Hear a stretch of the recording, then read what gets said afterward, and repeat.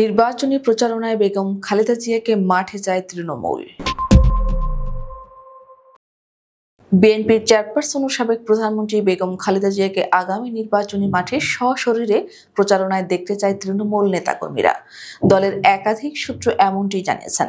যদিও ম্যাডাম খালেদা জিয়ার নির্বাচনী মাঠে নামা না নামা নির্ভর করছে পরিবেশ পরিস্থিতি এবং তার শারীরিক সুস্থতার উপর, তবে দীর্ঘ 10 বছর পর বেগম খালেদা জিয়া সত্যি রাজনীতির মাঠে নামলে এক অভূতপূর্ব পরিবেশ সৃষ্টি হবে বলে মনে করছেন দলের শীর্ষ নেতারাও।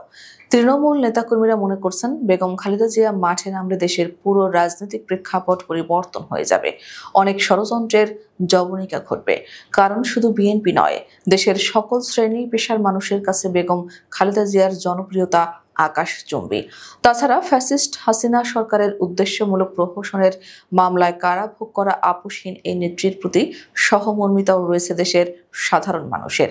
এ ব্যাপারে জানতে চাইলে বিএনপির জাতীয় স্থায়ী কমিটির সদস্য সেলিমা রহমান শীর্ষনিউজ.com-কে বলেন, গণতন্ত্রের মা বেগম খালেদা জিয়া আগামী ত্রয়োদশ জাতীয় নির্বাচনের মাঠে সক্রিয় অংশগ্রহণ করুন, এটা দেশের সব স্তরের নেতাকর্মীদের চাওয়া। কারণ জনপ্রিয়তার দিক থেকে ওনার সমকক্ষ দ্বিতীয় কেউ নেই।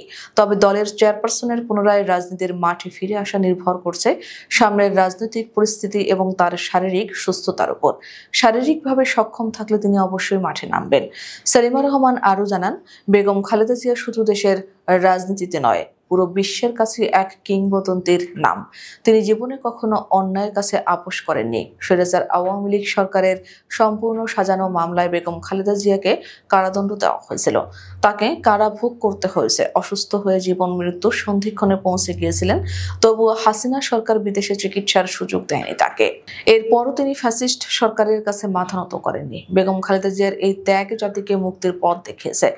সে পথ ধরেই বাংলাদেশ ফ্যাসিবাদ মুক্ত হয়েছে। দলের একাধিক সিনিয়র নেতা জানান, বেগম খালেদা জিয়া নিজেই রাজনীতির মাঠে ফিরতে চান। এমনকি শারীরিক সক্ষমতা সায় না দিলে তিনি বিভিন্ন প্রযুক্তির মাধ্যমে প্রচারণায় অংশ নেওয়ার কথা জানিয়েছেন। নেতারা আরও জানান, সেই 2015 সালে ঢাকার 2 সিটি কর্পোরেশনের নির্বাচনের প্রচারে অংশ নেওয়ার পর এবারই প্রথম পূর্ণ মাত্রায় প্রচারণায় দেখা যেতে পারে বেগম খালেদা জিয়াকে। এদিকে আগামী নির্বাচনে বেগম খালেদা জিয়ার ভূমিকা কি হবে তা নিয়ে বিবিসি বাংলার সঙ্গে কথা বলেছেন দলের ভারপ্রাপ্ত চেয়ারম্যান তারেক রহমান। বিবিসি বাংলাকে তিনি বলেন, আপনি এমন একজন মানুষের কথা বলেছেন যেই মানুষটি বাংলাদেশের গণতন্ত্র যতবার গণতান্ত্রিক অধিকার হরণ করা হয়েছে প্রতিবার উনি অবদান রেখেছেন। সেই গণতন্ত্র পুনঃপ্রতিষ্ঠিত বা পুনরুদ্ধার করার জন্য এবারও আপনাদের সবার চোখের সামনে ঘটেছে যে কিভাবে স্বৈরাচারের সময় তার উপরে অত্যাচারের খড়গহস্ত নেমে আসে, কিন্তু উনি আপোষ করেননি। এরকম একজন ব্যক্তি আজ অসুস্থ। কেন, কিভাবে উনি শারীরিকভাবে অসুস্থ হলেন? মিথ্যা মামলায় জড়িয়ে তাকে জেলখানায় নিয়ে যাওয়া হলো। আমরা দেখেছিলাম একজন সুস্থ মানুষ গেছেন, কিন্তু যখন বেরিয়ে এসেছেন একজন অসুস্থ মানুষ বেরিয়ে এসেছেন। তাকে চিকিৎসার সুযোগ থেকেও বঞ্চিত করা হয়েছে।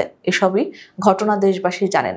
তারপরেও যে মানুষটির এত বড় অবদান রয়েছে বাংলাদেশের গণতন্ত্র প্রতিষ্ঠিত করার, আমি সেই দলের একজন কর্মী হিসেবে বিশ্বাস করি বা বিশ্বাস করতে চাই, গণতন্ত্র পুনঃপ্রতিষ্ঠিত করার প্রথম পদক্ষেপ হিসেবে যেই জনপ্রত্যাশিত যে নির্বাচনটি অনুষ্ঠিত হতে যাচ্ছে, ওনার অর্থাৎ বেগম খালেদা জিয়া শারীরিক সক্ষমতা যদি অ্যালাউ করে ওনাকে, নিশ্চয়ই উনি কিছু না কিছু ভূমিকা রাখবেন।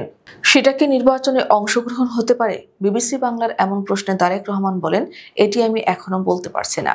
আমি মাত্রই বললাম যে ওনার শারীরিক বা ফিজিক্যাল অ্যাবিলিটির উপরে বিষয়টি কিছুটা হলেও নির্ভর করছে।